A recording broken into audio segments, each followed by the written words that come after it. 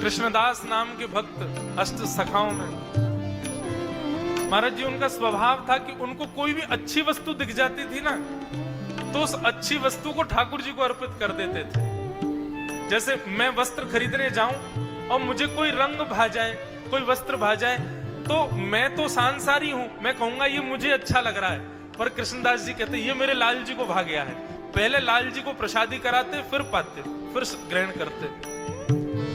एक बार आगरा में सब्जी खरीदने गए, ये और था कृष्णदास जी का, मंदिर में रसोई बननी होती थी, रसोई के लिए सब्जियां खरीदने वहां जाते थे जिस नगर में ताजी मिले, चाहे वो 100 किलोमीटर दूर हो, बैलगाड़ी से जाते और इतनी खरीद के लाते कि ठाकुर जी की सेवा में जाएगी। कृष्णदास जी के बड़े प्रसंग आते हैं ऐसे। तो वहां सब्जी खरीद रहे थे और खरीदते खरीदते उनको सुंदर स्वर सुनाई देने लगा। कोई स्वर कोकिला बड़ा सुंदर गा रही है, मंत्र मुग्ध कर रही है। कृष्णदास जी के चरण रुक गए, आगे बढ़ नहीं पा रहे हैं, वहीं खड़े हो गए और दिशाओं में देखने लगे ये कहां से स्वर आ रहा है। और उस स्वर के पीछे पीछे पीछे गली मोहल्लों में कूचों में घूमते घूमते पहुंचे, तभी देखा एक महफिल जमी थी, चारों ओर संसारी लोग मसनदों से टिक करके बैठे थे और बीच में एक नगर अप्सरा, एक नगर वैश्या, वो उनको रिझाने के लिए, लुभाने के लिए गा रही थी। उस नगर वैश्या के रूप को देख करके, उसके गायन को देख करके, उसके नृत्य को देख करके कृष्णदास जी बोले ये नगर वैश्या नहीं है, ये भले ही अपने पेशे से नगर वैश्या हो, पर एक वैष्णव की चित्त वृत्ति यदि इसके स्वर में गई है तो इसका मतलब है कि ठाकुर जी इसको स्वीकार कर चुके हैं और ये संसार को रिझा रही है अपने स्वर से। यदि इस स्वर से ठाकुर जी को रिझाए तो कितना बड़ा कल्याण हो जाएगा इसका। कृष्णदास जी वहीं खड़े रहे, देखते रहे क्या चल रहा है यहाँ। तभी कृष्णदास जी ने देखा कि जो व्यक्ति नोट उछाले उसके ऊपर, वो उसी के पास जाती है, और जो ज्यादा रुपया देवे उसके पास ज्यादा जल्दी जाती है। अब उस समय पर तो ज्यादा रुपए होते नहीं थे, सोने की मोहर होती थी, 1 सोने की मोहर, 2 सोने की मोहर, इससे ज्यादा कोई कौन दे सकता है। कृष्णदास जी ने अपनी पोटली में हाथ डाली, 100 सोने की मोहरें, और 100 सोने की मोहरें ऐसे हिला करके, बजा करके उस वैश्या को दिखाई। वैश्या ने तो सबको बाहर कर दिया वहां से, बोले कि अब किसी की आवश्यकता नहीं है, मेरा तो कितने दिन का कोटा पूरा हो जाएगा। कृष्णदास जी से कहने लगी क्या सेवा कर सकती हूं मैं आपकी। बोले मेरी सेवा नहीं करनी, मैं तो दास हूं, मेरे स्वामी, उनकी सेवा के लिए मैं तुमको ले जाना चाहता हूं। बोले आप दास हो? बोले जी। और ये पैसा किसका है? बोले कि सब स्वामी ने दिया मुझे, और तुम चलो, तुम चल के उनकी सेवा करो, तुम उनकी सेवा करोगी, वो प्रसन्न हो गए ना तो तुमको इतना देंगे, इतना देंगे, इतना देंगे कि संसार में कोई नहीं दे सकता, इतना देंगे। मेरे स्वामी लक्ष्मीपति हैं। वैश्या को लगा कोई सेठ जी होंगे। वैश्या बोली अच्छा कहां जाना पड़ेगा? बोले गोवर्धन, गोवर्धन में ऊपर उनका सुंदर हवेली है, वहीं रहते हैं। वैश्या बोली इतनी दूर? बोले तो 100 सोने की मोहर भी तो कभी जीवन में मिली इतनी? बोले आज तक मेरे पास 100 सोने की मोहर इकट्ठी नहीं हुई, एक बार में मिल गई है। बोले इससे ज्यादा देगा मेरा स्वामी, चलो। वैश्या तो तुरंत तैयार हो गई, कृष्णदास जी के साथ बैलगाड़ी पर बैठ करके गोवर्धन निकल गई। अभी तक कृष्णदास जी ने भेद नहीं खोला है कि स्वामी कौन है, वो यही सोचती जा रही है कोई नगर सेठ होगा।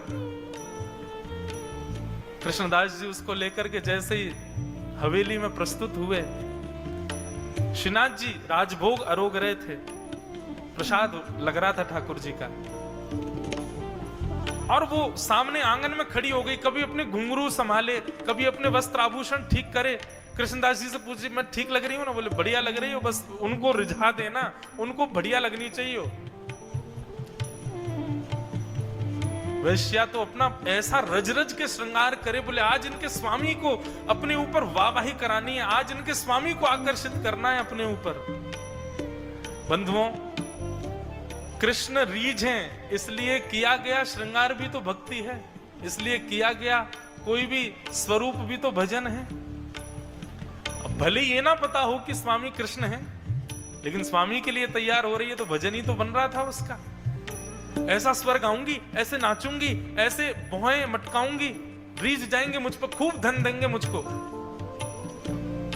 कृष्णदास जी दूर खड़े खड़े देख रहे हैं और इतने में ही जैसे ही कपाट खुले हैं, जैसे ही पर्दा हटाया है और वैश्या ने नजर उठा करके सामने देखा, एक भुजा ऊपर दूसरी भुजा कमर पर, तिरछे नेत्र कमल जैसा वपु, ठाकुर जी के गोल गोल गाल, पीतांबरी पहनी है, सुंदर सुगंधी आ रही है, मोर पिच्छ सिर पर धारण किया है।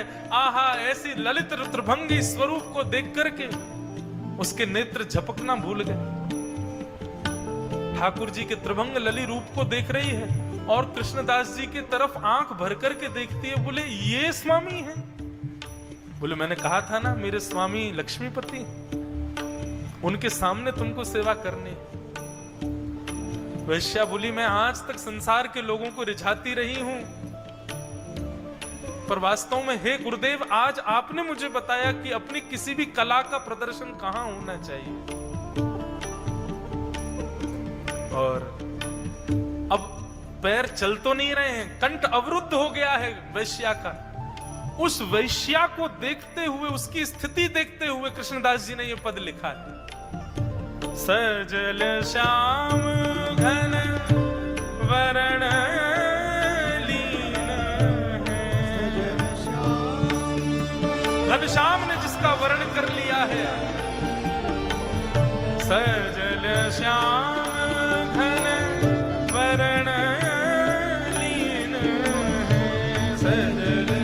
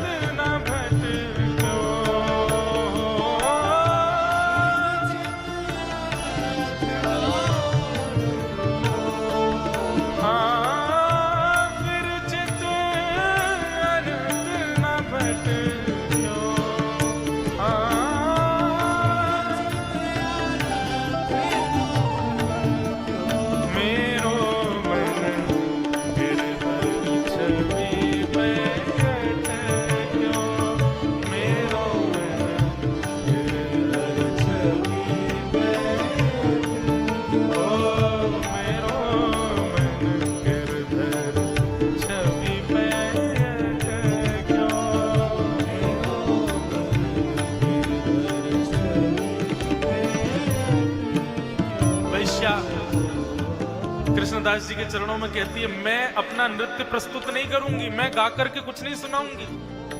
कृष्णदास जी बोले क्यों? अरे ये सब उच्छिष्ट हो चुका है, मेरा तन, मेरा मन, मेरी वाणी ये सब झूठी हो चुकी है। संसार के लोगों ने इसका रस ले ले करके इसको उच्छिष्ट कर दिया और ठाकुर जी किसी का उच्छिष्ट नहीं पाते। मैं उच्छिष्ट हूं, ठाकुर जी की अधिकारिणी नहीं हूं मैं, लेकिन मैं फिर भी ठाकुर जी को समर्पित होना चाहती हूँ। गुरुदेव मुझे बताओ ना मैं क्या करूं? कृष्णदास जी बोले मेरी बात ध्यान से सुनना। कृष्णदास किए प्राण न्योछावर,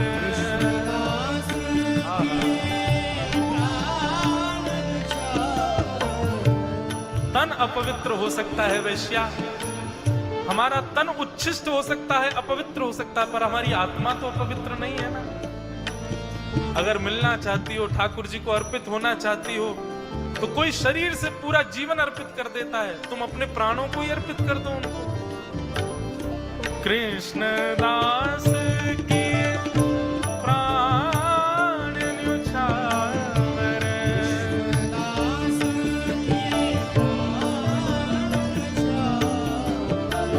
यह तन जग सिर पट क्यों,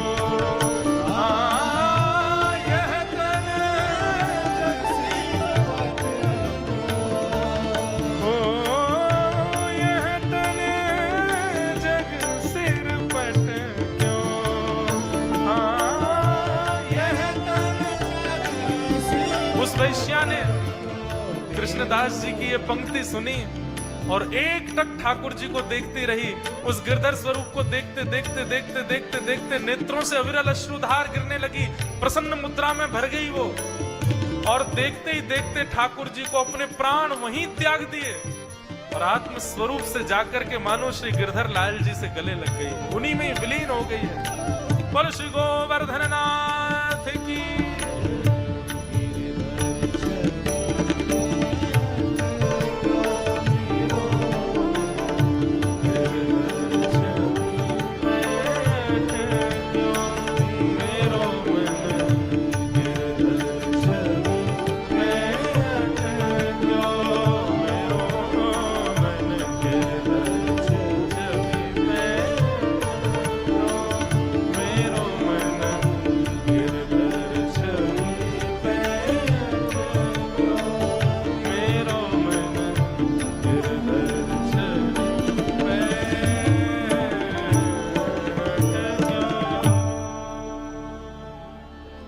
गिरिराज धरण की, प्यारे गिरधर लाल की।